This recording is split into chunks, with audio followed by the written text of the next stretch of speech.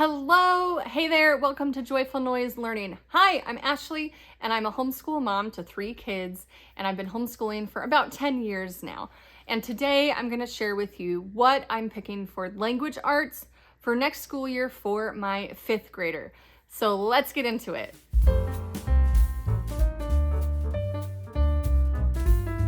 Okay guys, I'm super excited because this pile is really small. And I really did not change a lot from this year. I am so thankful I didn't have to change a lot because if you follow me for a while, some of my videos from a few years ago, I was kind of trying to figure out a sweet spot for this kiddo. And about 2nd, 3rd grade, I was realizing he's a struggling reader and a reluctant writer. And I was just like, help. So if you want to go back and see what we've done in the past, you can watch those videos. This year, it went really well. And I think it's working. So it's always a good thing to know you found something that's a good fit and you don't have to change a lot the next year. So I'm so thankful. And I have a plan that I think will work over the next few years for this guy, and he will continue to grow in his writing skills and reading skills, and it won't be a huge push and a challenge. It'll be like just enough challenge, but not so much that we're just pulling our hair out and just wanting to quit every day, you know. Let's just start with what we've been using that we love. Okay, so Structure and Style from IEW, Institute for Excellence in Writing. I will link to all this down below in the description. Totally forgot to tell you that on the last video, but IEW has been a good fit for him. He would probably tell you otherwise, but I think it's good. So we're using Year 1, Level A, and that's because of about his age, and it's his first time using IEW, and it's because it's, first year, and he's a Level A. He's been using this year, and we are only about 1/3 of the way through, and that's kind of what I expected. I did not want to push him and try to finish it through the whole year because I knew that would be a lot for him. Some people go at a pace where they do a unit or lesson a week, every week, and that is not what we did. We did about a unit or a lesson every 2 weeks is kind of what we've been doing, and there's sometimes we took breaks from it, you know, nothing wrong with that, but I do like how it's been working. It has really improved some of his writing, and he's understanding the structure of writing just a little bit more. And I don't actually make him, here's a little tip, I don't actually make him write his assignments. He does speech to text on the computer. So he will say what he wants to say, and it'll just take from what he says and type it into his paper on the computer. So that's how we've been using that. But I love that there are video lessons that he watches on his own. He's a little bit independent, but not quite yet. So I'll tell you how this works. He watches the video on his own, takes the notes on his own. He does write the notes, so there is that writing, but he writes the notes for the keyword outline. But then when he writes his actual paper, I do sit down with him and help him with that. He's still getting used to the step-by-step and how that works, but we are just going to continue with that. And I'm so thankful we found that and that it is helping and working for him so far. Going along with that, he's gonna continue his Fix-It Grammar. This is book 2, level 2, Town Mouse and Country Mouse. And he is about halfway, it looks like. So we're just gonna continue with that and until he finishes. And we do it, we rotate basically is what we've been doing, where he'll do this every day in 1 week.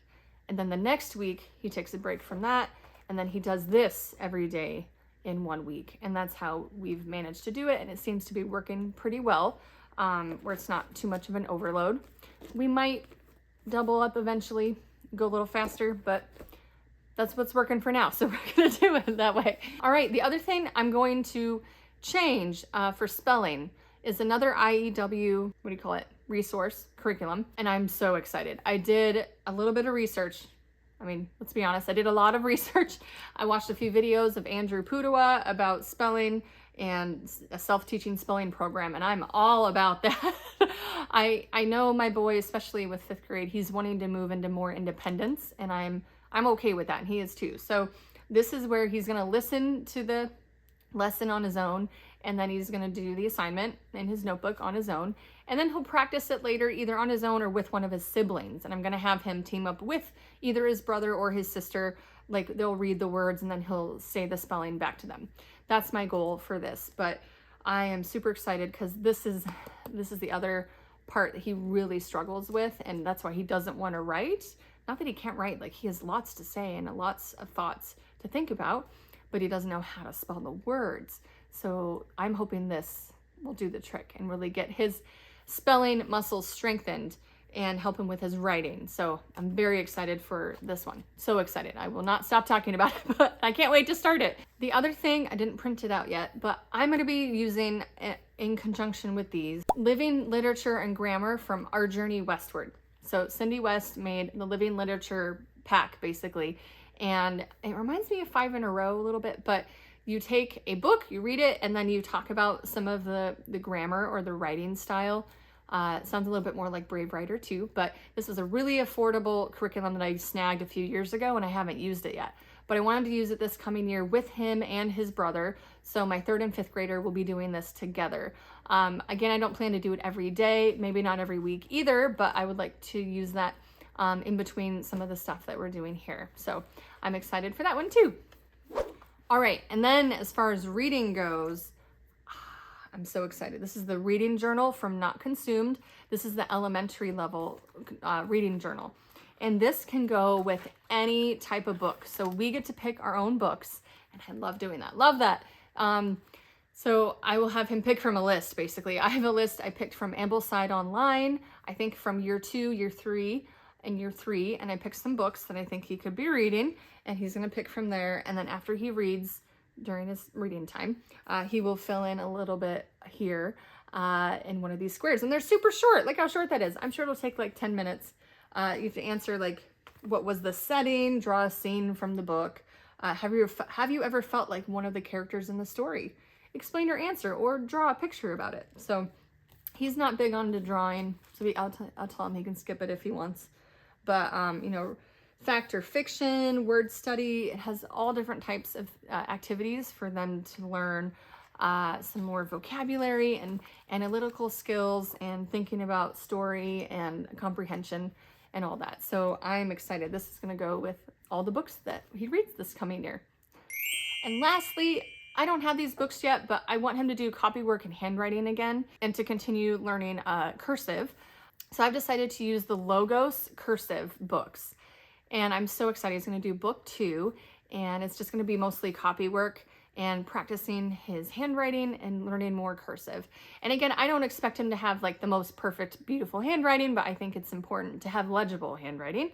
And I want him to understand cursive so that way he can read it if he ever sees it out there. And I know it's not as common now, but I'm really big on them continuing to try to learn cursive. So that's the book that we're going to be using for copywork and handwriting.